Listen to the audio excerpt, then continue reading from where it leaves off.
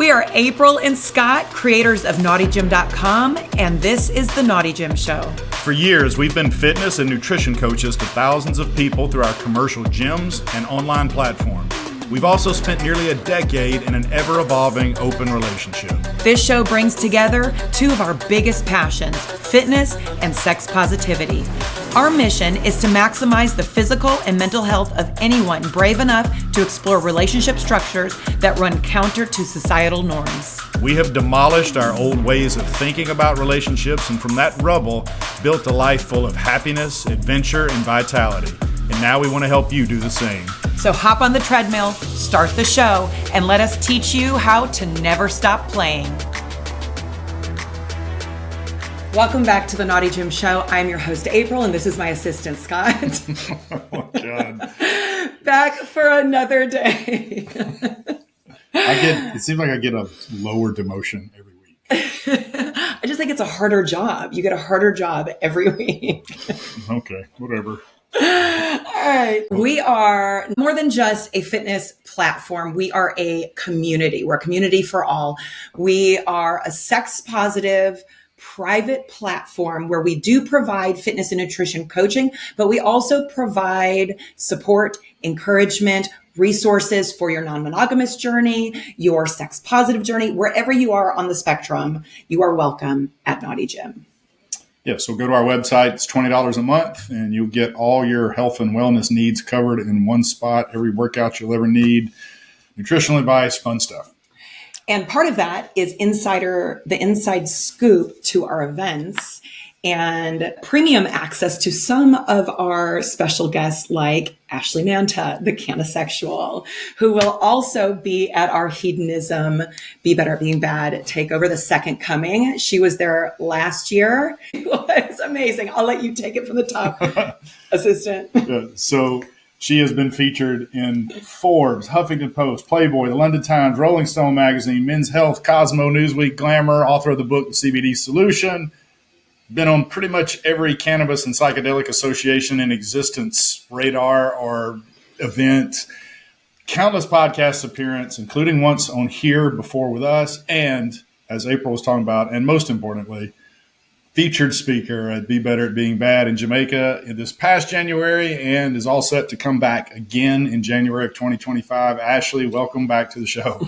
Hi, April and Scott, and thank you so much for having me back both on the podcast and back to Hedonism for the second coming, because it is something that I look forward to literally all year.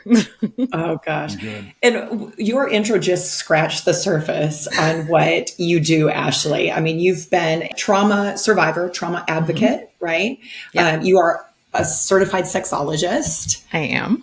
And that's a recent thing, right? That was not too long ago.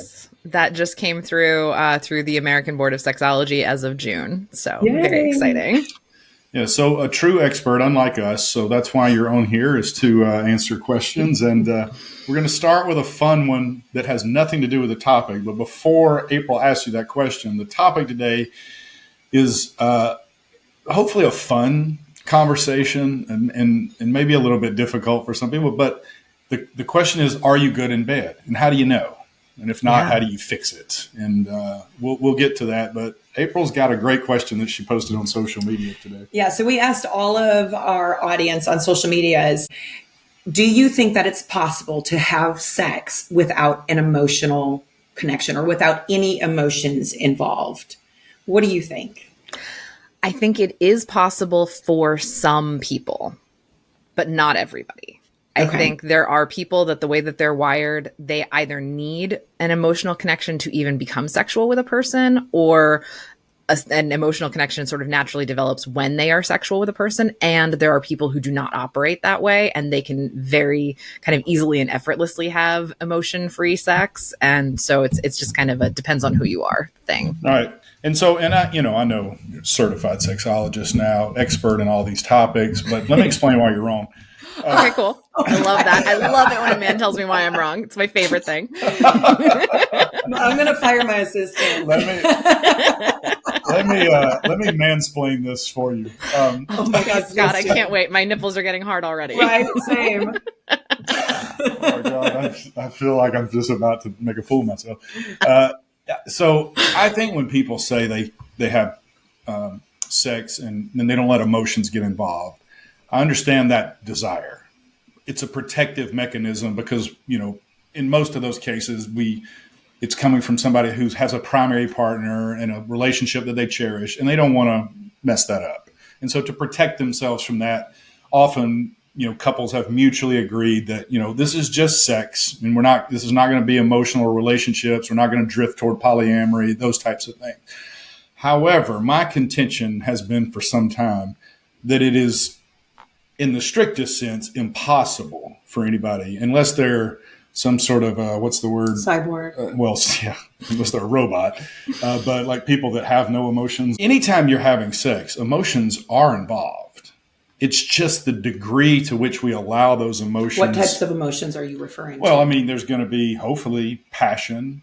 Attraction is an emotion. Hopefully it's fun. You're going to have nervousness, excitement. You're going to have some level, presumably, of chemistry with that person. And all of these things are emotional to some extent. And I think it's really not an issue of whether emotions are involved, but it's how much you sort of open yourself up to those emotions. Do you disagree with that, or am I just overthinking this too much?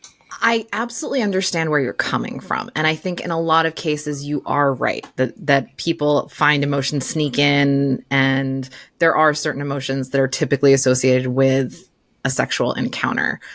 However, I think a lot of us can identify with the experience of going out with someone and feeling like when you have sex, they're sort of using your body as a jerk off sleeve, where there is absolutely no emotions. It's very transactional. It's very just like yes, you're a human. That's why we're having sex. But like mostly I just need you to have a pulse and a hole. And that's pretty much where my standards end. A lot of us have been with that person or those people in our lives. And so it's not to say that it doesn't exist, that a lot of people experience unexpected emotions or, having sex with the average person, you do tend to have things like passion and chemistry and excitement and nervousness.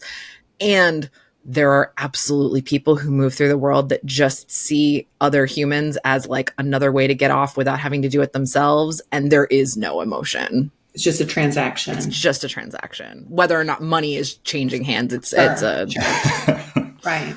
Yeah. Well, that's true. I actually could see a long-term sex worker having damn near emotionless sex, just like completely meaningless. Just give me my cash and move on. But yeah, I think that's going to be a podcast episode we do one day. But I just wanted to get your opinion on it real quick. So. Absolutely. And mansplain things thoroughly. So I love it. Thank God. What would we do without you? Okay, all right. Well, let's move on to the actual topic today. I think a lot of us assume, especially if we've been in non-monogamy not even that. Most of us probably think we're pretty good at sex. I would say the majority of people think they're. I would say the majority of men. Okay, well, that's what I was about to say. I would say if I talk to a lot of my girlfriends and said, do you think you're good at sex? They would probably be like, well, I don't know. I think I'm good at this, but maybe not at this. But I think if you polled men, the majority of men would be like, yeah, I'm pretty good in bed. Yeah, that's probably true. Women seem to have a much more level-headed, objective view of that, and guys just think they're the shit when it comes to sex. That probably will explain why so many women are disappointed by us in the bedroom so often. So let's talk about first of all, is it even possible for somebody to really be good at sex without a wealth of experience? Sex in some ways is a lot like it's a skill. It may be like sports or something. Presumably, the more you do it, the better your chances are of getting better at it. I was talking to April about this earlier today and used a pickleball analogy that, if she and I were to take up the sport of pickleball together, we just start going out to the courts and playing, and she just starts destroying me every day. She may get the impression that she's really good at pickleball, but then she signs up for a tournament, and faces a whole bunch of people she's never faced before that have different styles of play, different experience levels. And all of a sudden she gets murdered and realizes, maybe I'm just good against Scott, but I'm not good relative to these other people. Do you think it's realistic that somebody can be really good at sex if they don't have a lot of experience with a lot of different people? Yes, I think it is possible to be really good at sex without a lot of experience. All right. How do they? I have more thoughts. Good. Yeah. How can you tell? Please expound. So let's stick with this pickleball analogy for a second. I am not a sports person. I don't play the pickleball or anything. I break things when I try to play sports. But there's a couple of places where this analogy falls a little bit. April and Scott playing against each other in pickleball is an adversarial relationship. Mm-hmm. In a sexual situation, it's not you versus your partner. It's you and your partner on the same team versus the game. Right. So you could be, Scott, really amazing at pickleball. And if April's maybe a weaker partner, you could be like hitting all the balls. And so it looks like as a team, you're really good together, but you're doing all the work and you're not actually attuned to her or what she needs or where her weaknesses are. You're just kind of like running the field. So I think there's more to it than just an objective. Someone's good at sex. Someone's not good at sex. Sex is a skill, because sex is a series of skills. Some are more like technique based of like, do you know how to rub a pussy well? Do you know about lube and pacing? But it's also an attitude thing. Are you present with your partner? Are you attuned to their body and their energy? Are you communicative about what you want, what they want, when you want something to be different? Are you able to fluidly adjust to changing circumstances? Or do you freak out when something doesn't go the way you thought it was going to? All of those things contribute to being good at sex. And those are a lot of times things that kind of can come naturally to you. If you're a really patient, understanding person, you may have only had sex with one person, but you were so present and so dropped in that they felt like you were an expert. Yeah. Well, and I think, obviously, if you're somebody that doesn't have a lot of experience, but you go into a relationship wanting to learn and communicating with your partner, and you don't get your feelings hurt when they tell you, oh, no, that doesn't feel good, try it this way, then you're going to get better. Yes. Well, and better for that person. Right. Yeah. There may be many aspects to sex, but I can think of at least two big ones, the physical and the emotional. And you just highlighted talking about the physical skills of knowing how to touch and rub, and those things can be learned over time. And those things probably do get better, I'm guessing, the more people, different styles of people you have sex with. But the emotional part may be something you could be good at almost right away. Is that what you're saying? Like if you're coming into it with the right attitude, that you can make your partner feel emotionally connected, and that can make for good, maybe even great sex, even though you may not be all that technically skilled. I think having the emotional attitude is really crucial, but I also think that, like, let's say you are really, really amazing at oral. The last person you were with, like, just swore by your oral techniques, and you feel like you've spent time, maybe you've gone to workshops, you've learned different things. And then the next person you meet doesn't like oral at all. Doesn't matter how good you are at that thing. If that thing isn't what they like, it doesn't really matter. So I don't get too hung up on technical skills, because every person is going to be a blank slate. You have to figure out what works for their body. How do they like to be touched? What kinds of sex do they enjoy exploring with a partner? And that adaptability and versatility is actually going to be more helpful to you, because you can learn over time what they like and practice. Going in with like I'm this big bad poobah kind of, I know how to give blowjobs and do strap-on things, and like, that's cool, but you still are going to have to cater it to the person that you're with. And so there's still going to be a learning curve no matter what basic skills you're starting with. Does that make sense? Yeah. And don't you think guys are worse about that initial, I know what I'm doing. It can be a big ego hit for them to be told, oh, no, that's not how I like it. Let's try this. Like, well, this worked for the last girl. Yeah. Have you ever said what's that wrong with you? This works every time with everybody else I've ever been with. You must be something wrong with you. It's like, well, no. Yeah. Have you ever told a guy that wasn't me in a play session? I've told you. Yeah, I've told guys differently before. And it bothered them? No. Oh, okay. Have you, Ashley, Oh, told a I've guy? absolutely had guys not respond well to corrections Really? and redirections. Absolutely. They're like, I know how to play with a pussy. I'm like, cool. Not mine. Not this one, clearly. So do you want me to fake an orgasm? Right. Is that how this is going to go? Because I can. We all can. Well, then, how do you know? So, like, I feel like I know where all of April, or at least most of April, probably not all, but where most of April's buttons are. Did you just say no? Yeah, I mean, you probably don't know where all of them are. I don't know where all of them are yet. But, you know, we've had sex so many times that you just start to realize, you start to know, like, do X and then do Y twice and then maybe throw an H in there a few times and you're there, you know. So you get confident, like, that you know how to have sex with her. And I have seen this happen to myself early on in my lifestyle journey, that I thought, all right, I got this sequence of things down pat, or I know some things that work, and I can't wait to let these women just experience the joy and magic that is being with Scott in the bedroom. And then maybe it doesn't work as well for that new person, you know. What are some how can a guy know, or women too, but guys are the worst about this. How can we know that we're good in bed? Like, Or how should you approach a new play partner that you've never been with? Yeah, that might be a better question. Yeah. If you think you're good, how should you approach a new play partner? If you think you're good, I think the best way to approach a new play partner is with a lot of curiosity. Can I watch you masturbate? Can you show me how you like to touch yourself? Can you tell me about the best sexual experience you ever had and what made it so amazing? What were the different factors? Was it technique? Was it environment? Was it presence? Was it a scent or candles or music? Like, because you can't just walk in and be like, I know how to do the sex, so I'm going to do the sex and blow your mind. Like, I am an expert. I am a literal certified expert. I am a fucking rock star at technique. And I still go in without ego, where I'm like, yeah, I may know all of these things. And if you tell me what you like, I'm sure that I have that skill set too. But I need you to tell me how to touch you and also what you're in the mood for on a particular day. Maybe the way you liked being touched yesterday isn't the way you want to be touched today.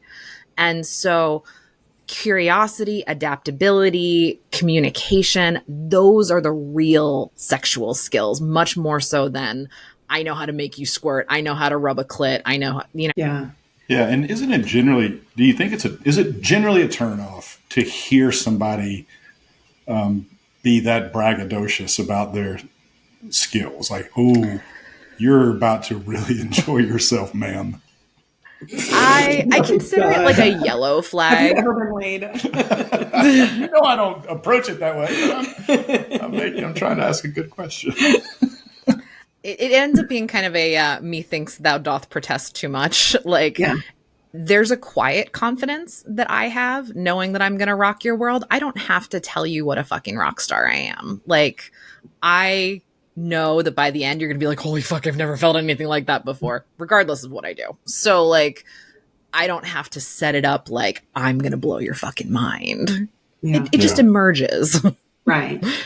Yeah, I think sometimes guys get in their heads thinking that, and this may be for women too, I don't know, but I can only speak from a guy's perspective, that if we have to do a lot, and I don't feel this way. This is one of my favorite parts of the lifestyle, is having extended versions of this conversation where you're asking question after question after question. I love that part. But I have heard other guys talk about, I don't need to do that. It's going to take away from the magic of the moment, the spontaneity of it. You know, we'll just figure it out as we go. But when done correctly, if you have these conversations and ask the questions before, it can be one of the most erotic forms of foreplay leading into a play session. Mm-hmm. I don't know why some people think, though, that is a spontaneity killer. I think people think that they want spontaneity because that's all they ever see represented in media, right? It's, oh my God, I've just been so swept away by passion. I have to have you right now. Take off my clothes and get inside of me, with no prep, no communication, no lube.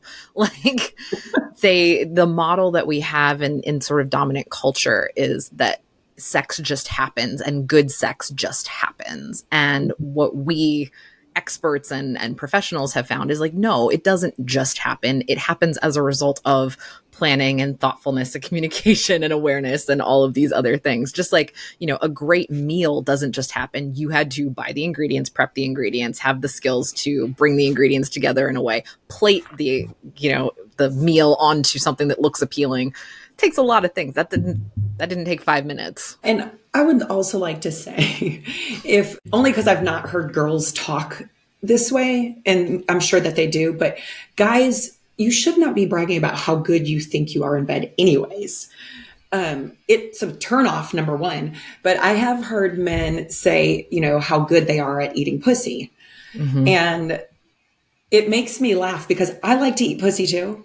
And I am aware that every single pussy is so different that there is not one good way to eat every pussy. So if you think that you are like just a champ at eating every pussy, you're wrong. I could not agree more. And honestly, like, I tend to not listen to most people when they brag about whatever skills they think they have. I would rather listen to their partners tell me about their amazing experiences with this person and then what made them amazing. Because a dear friend of mine, Reed Mahalko, who has had whatever number you think is a lot of lovers, add a 0, possibly 2 zeros. And one of Reed's kind of superpowers is that he has a network of people that he's slept with who rave about their experiences with him. It's like a community Yelp for being a great lover. Here's my book of references. Exactly. Like references, other people being like, no, that was a really fantastic experience. I really appreciated this, this, and this about it.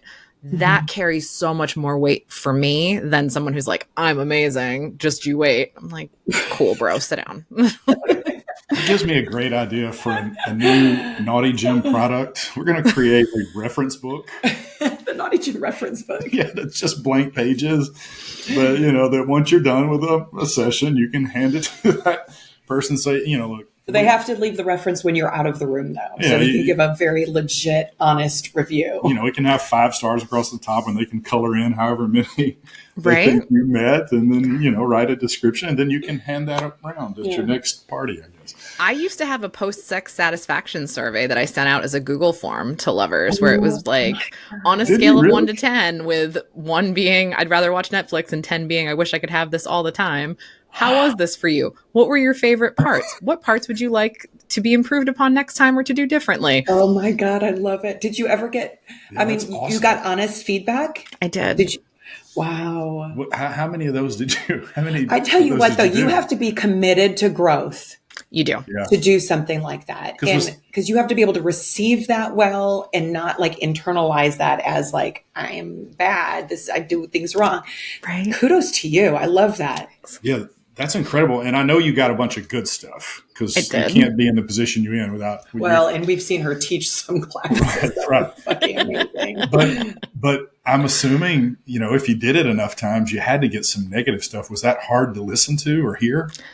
For me, it's helpful. Anytime somebody is giving me feedback, I consider it to be a gift, whether it's positive feedback or negative or, room for growth kind of feedback, because every time I learn something from that feedback, and I am appreciative of that and the courage that it takes to share, gentle but authentic critique. Right. Well, it doesn't take just courage to share that information. It takes courage for you to ask for it. I would be terrified, I think, to ask for that, which may be a sign that I'm not that good in bed. I think I'm going to make a Google Doc. I think it's good to do it as like a person versus like having one that's kind of available to the public, because that can be weaponized. That can look, for sure, all kinds of different ways that are fraught. Yeah. But, if you as a person are like, either you have like a guest book that at the end you're like, hey, would you mind, signing the guest book and sharing your experience before you leave, or a Google form if you're more of the technophile side. Like, I think that's a really cool thing to do. Dude, man, I feel like I'm a fairly emotionally stable, semi-confident guy, but the idea of actually giving that to a woman after a play session is terrifying. We should send a Google form out to all of your past lovers. Oh my God. If any of you are out there and feel like you had a 5-star experience with me at any point, or less than that, feel free to message me a review. I'm going to put it on the That website. kind of solicitation of feedback, I think, is actually what sets a good lover apart, because I don't want to know what you think of yourself as you think you're a good lover. You're not an objective arbiter of truth, Right. But if I line up 10 of your previous lovers and say, how was this person in sexual experiences with you? If they're all like, oh my God, he was so amazing and present, and I had such a fantastic experience, that's good data. And if they were all like, it was fine, it was sex, that's also good data. Yeah. Well, that's so cool that you bring that up, because that was the next question was, how can you start to get some signs that even though you think you're good, maybe you're not quite as good as you think. And of course, this would be an obvious way of doing that. But I do want to ask one question. Did you ever have a play session or an experience with a partner that to you went exceptionally well? Like, you're like, oh, this was great. He blew my doors off, and I know I rocked his world. But then you got your Google Doc back and they were like, wasn't so great.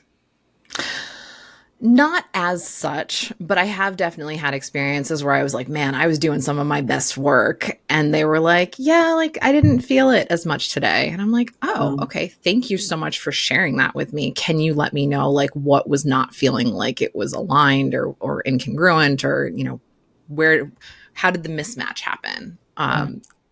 Because that's good to know. Can definitely happen where we leave a session thinking this was great for all sides, but what we feel about their emotions is not very trustworthy. Well, that can happen even with us, where, there's some days where I just am not feeling it, or I'm in my head a little bit. And you're doing your best work and I'm like, it doesn't happen often, but that can happen anytime. I feel like I may be coming off as a very subpar lover so far. No, that's not what I'm getting from you at all, Scott. I promise. What I will say is, because when Scott and I met, he didn't have a lot of sexual experience, but you were a good lover because you communicated so well, which was the first time I had been with a man that communicated things like, does this feel good? Do you like this? And I'm like, what? He wants to know if I like this, where I felt comfortable saying, I really don't like being fingered at this point. I do once I get here, but not when I'm here. And being able to share that was like, whoa. And then him listen and put those tools to use. Absolutely. There is an amazing book that I recommend that everyone read. I make all of my clients read it. Actually, I make my clients read two. One is Come As You Are by Emily Nagoski, but the other one is called Magnificent Sex, and it's by Peggy Klein-Plotz, who is a sex researcher. And she and her partner, whose name is escaping me at the moment, did a 15-year longitudinal study where they interviewed people of all ages, genders, orientations, who had self-identified as having had what they called magnificent sex, and marked down all the similarities, all the places, all the things they said in common, and came up with 8 that emerged through this body of research. And I will tell you right now that of those 8, orgasm and position were not on them. Yeah, and so like if orgasm specifically is not the measure for what makes sex magnificent, then it's like, okay, we all need to kind of recalibrate what we think successful sex looks like. Well, I mean, a woman can involuntarily orgasm. Totally. So that's not a measure. Yeah. And we've seen this a bunch in the lifestyle, in non-monogamous relationships, particularly with the partners that aren't your primary partner. I would say the percentage of times that a person reaches orgasm is lower than it is with sex with their primary partner. That can be true for sure. Because there's so many things that are, particularly when it's a new person, because there's so many things that mentally can get in the way. Sometimes it's alcohol, sometimes it's drugs. Sometimes it's just the nerves of a new situation, and I bring that up because I've heard a lot of people feel really bad, like a guy that didn't get a girl to the point of orgasm feels really bad about the session, but it could have, you've been in sessions before where you didn't have an orgasm, but you said, that was still fun. I still had a great time. There's so much more to sex than an orgasm. Since it's difficult to get a partner, particularly somebody in a non-monogamous play situation to give you that honest feedback, short of you having a Google Doc that you send out to people. What are some signs that you can look for that may be indicators that you've got some room to work on some things? Are there any signs that people typically, they're trying to be nice, but that they may say things in a particular way that lets you know, that probably wasn't great for them? Well, what I have found with people over time is that people are not really great with interpreting other people. So rather than looking for physical signs or verbal kind of cues, I think the most direct thing to do is ask. You don't have to send out a Google Doc. You can just say, how is this for you? Is this pleasurable for you? Are you enjoying yourself? What would help you enjoy it more? Yeah. That's going to give you a lot more data. Because I could say, well, if they feel kind of disconnected, if they're not really making eye contact, if they're not super verbal, but that could just be how their brain is wired. Maybe they're not super eye contact heavy or verbal during sex because they have some internalized shame, but it doesn't mean that they're not having a good time. Yeah. So rather than trying to interpret, read tea leaves, basically, it's so much easier to just say the thing and be like, hey, your pleasure really matters to me. And I want to make sure that you're having a good time. Can you tell me some things to look for in you specifically that would let me know that you're having a good time or maybe not having such a good time? And how can I check in with you if it seems like you're not having a good time? Yeah, that's so good. That is such a fucking pro move. How would you because you've been in situations, I'm very vocal in bed.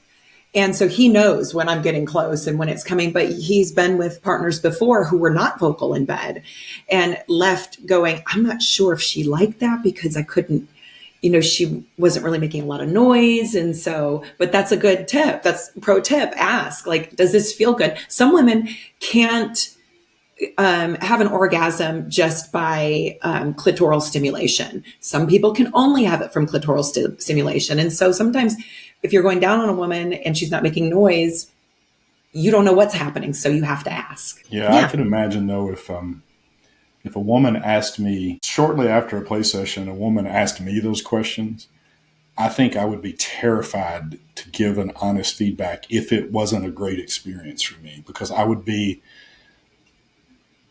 so worried that I'm about to hurt her feelings or, Well, she's wanting honesty if she's asking. I know, but I don't know that I would have the courage to give it. I don't know.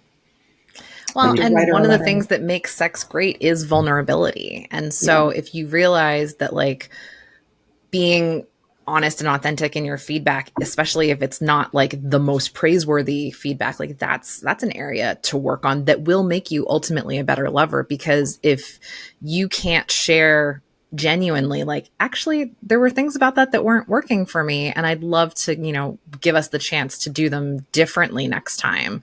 Yeah. That's a gift to your partner. Unless you plan to never see them again, then it's it doesn't fucking matter. But if you were going to be on a date in a week or two, it would be helpful to know that there were things that weren't working and you need to adjust. I love this idea of some sort of journal that you ask people to put a review in. Yeah, I do too. I love some honest feedback. Don't use teeth when you give me a blowjob or, something like that. Oh, God. I don't know. Yeah. I don't think I've had that happen way more than I wish. And I'm not sure if that's because.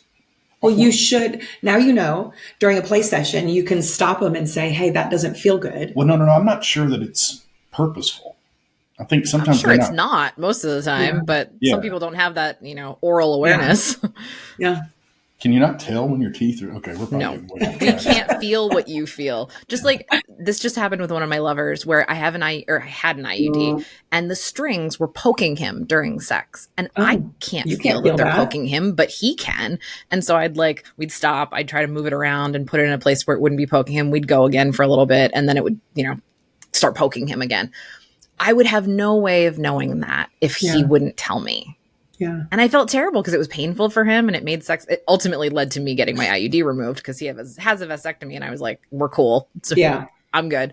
But I was so grateful that he told me rather than just either muscling through it or, not sleeping with me anymore because sex with me was painful. Thank you so much for letting me know that so that I could fix it. Dick. Right. Have you ever felt my IUD string? Well, for the sake of this podcast, I would like to say, oh yeah, every time I'm so long that I'm just way back in the back. But I don't think so. Unfortunately, they must have put yours way back in there. That must be like 12 inches inside of you. Oh God, this podcast is going south quick.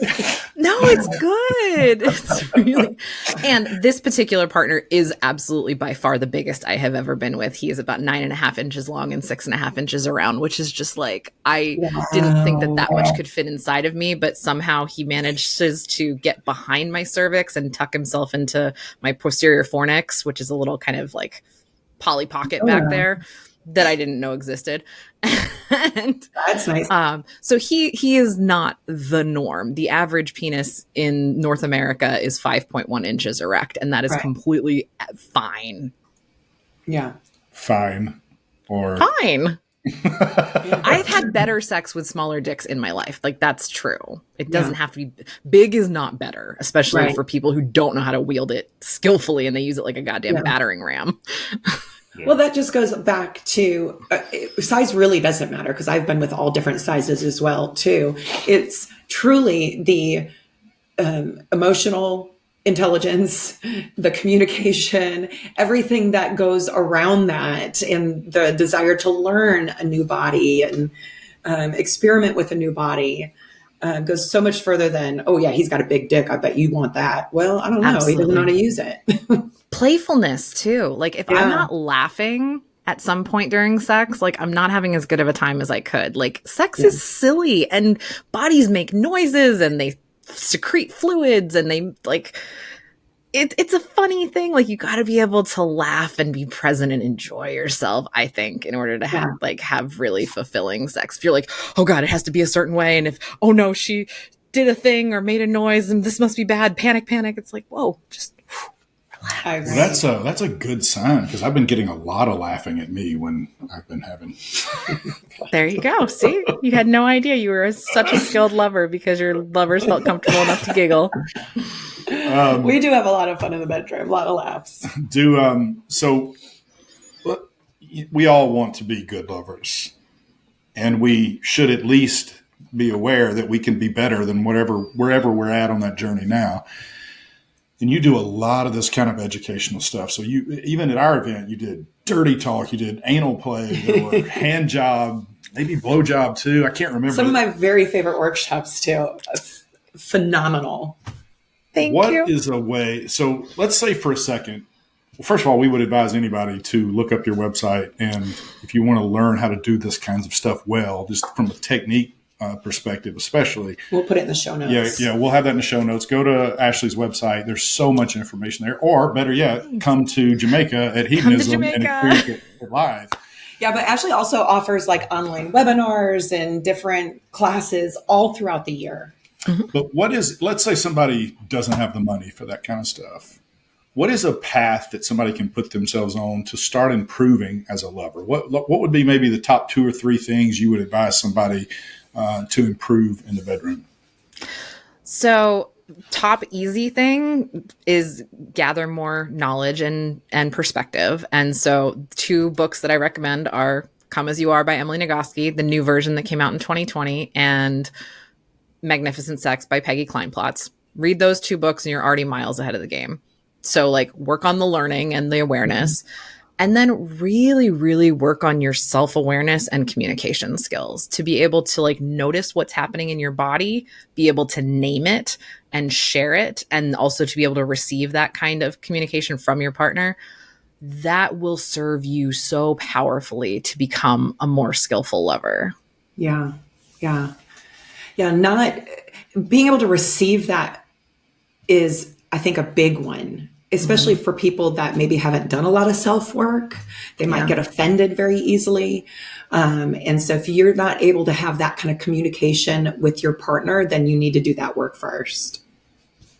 Yeah, legitimately, so much of sex, I think the vast majority of sex, and it sounded like this is what you were alluding to earlier, is between the head. It's not, it's not the technique. It's not the things, how you move your hips. Those things matter, and they make for even better sex if you But you're going to have that emotional side down before you get into that area of great sex.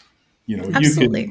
You can know how to give a great hand job, but if you're just awkward emotionally with that other person, it's going to be an awkward hand job. It's going to be an awkward experience. Well, and if you go in with ego, like me, I teach hand job classes. My lover was here last weekend. I was giving him a hand job. And sometimes, like, I am very present. I see it as very meditative, but I have some like go-to kind of signature moves and techniques that I like to do. And at one point he stopped me and he's like, hang on, you keep going over this one area. And I think you think it's more sensitive to pleasure than it is. And I was like, oh my God, thank you so much. Like, that is an area that on every other dick I've ever touched has been really responsive in the ways that I stimulate it. And he's like, yeah, for me, it doesn't feel as good as you think it does. So don't focus as much of your energy on there. And I'm like, thank you. You're saving me time and energy. You're giving me keys to your body, information that I couldn't possibly get without you telling me, because I can't feel what it feels like for you. And now I can redirect that energy toward things that do feel good for you. Yeah. Yeah, that's something April is fantastic about. She has never had a problem. And it's not an aggressive or mean-spirited way, but she's never had a problem letting me know, or anybody that she's with, that, let's try this instead, or do this a different way. And it doesn't come off as an insult. It's just a guide. Yeah. But I didn't always do that. That took practice too. Learning to use my voice in bed for what I wanted, because I spent my early 20s faking orgasms for years because I didn't feel confident enough telling a guy, no, not that, this. That is so strange for me to hear that, because of how multi-orgasmic. But you're also very communicative, and so it makes it easy. Yeah, keep bragging on me. All right. So what's we know you're doing a lot of stuff outside of Be Better at Being Bad Week. Yes. And I saw on it was either a social media post or your website that you're doing like local workshops there in California, right? I am.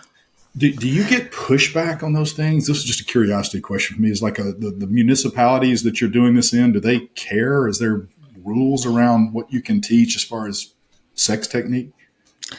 Not that I've run into. California is about as permissive as it comes. I'm sure there are certain areas, like my lease on my house that I live in, I'm not allowed to do events at my house. Like, that's a thing, but that's like my landlord made that decision.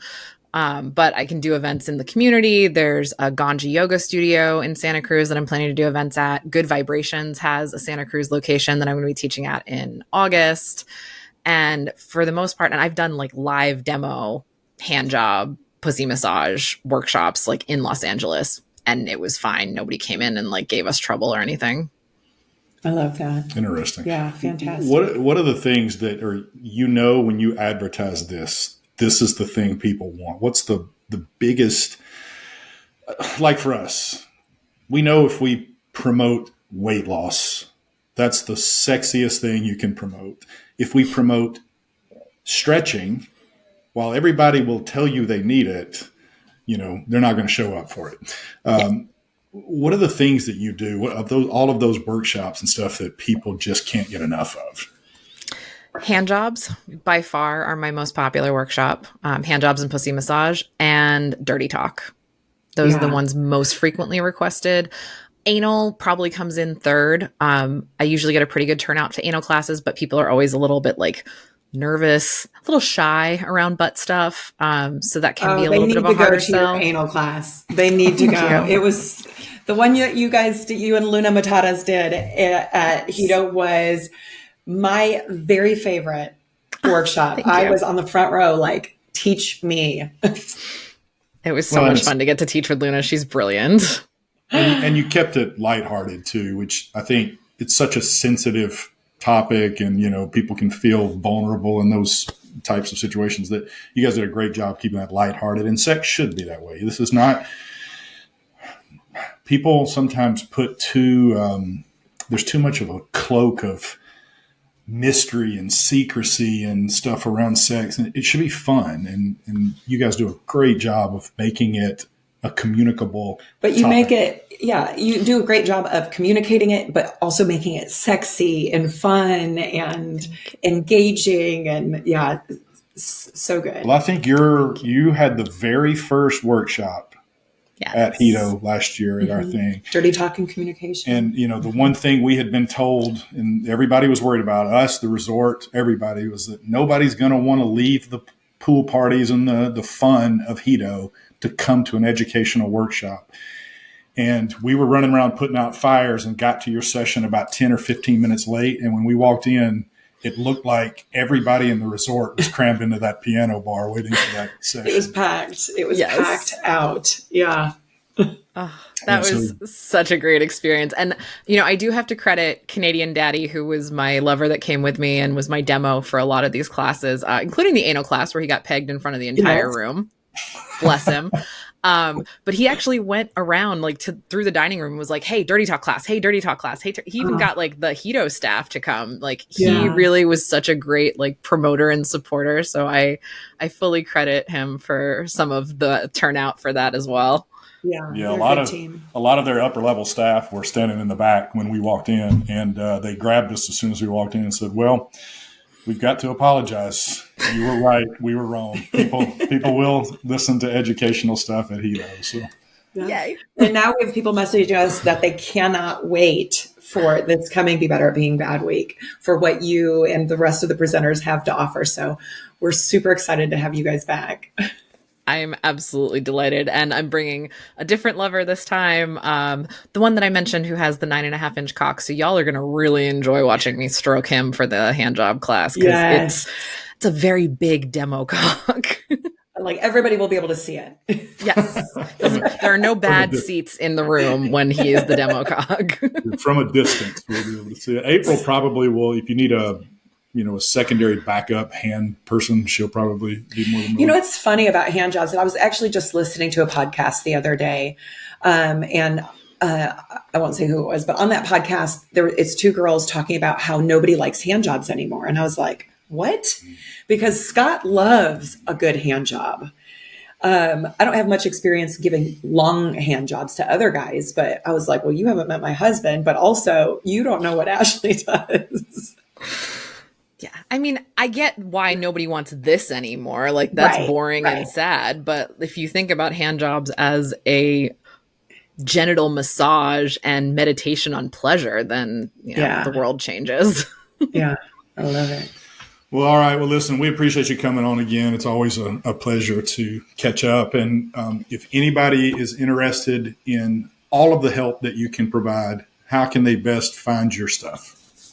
You can find me on my website, which is cannasexual.com, or on Instagram at Cannasexual. I've got some great workshops coming up, and I will be teaching a Good Vibes sex and cannabis class on the 24th of August. And then I'm going to the East Coast Tantra Festival in September and back to Jamaica for the Psychedelics Conference in September. And I'm actually hoping I want to reach out to Hedonism and see if I could maybe pop over there since I'll be in town. But yeah, my website, cannasexual.com, and Instagram at Cannasexual are the best ways to reach me. And I would certainly love to connect with you. I see clients privately on Zoom, whether you're individual or couples, and I would just love to work together. And then I'll see you in Jamaica in January. Oh, God. So excited for you. Your schedule just sounds so fun. Thank you. Well, thank you so much for coming back on. And we love you and thank the world of everything that you do, and so thankful that you give us a little bit of your time every January, and can't wait to see you there. Yeah, truly. It is my pleasure. Thank you so much for having me. Goodbye, Ashley. Bye, guys.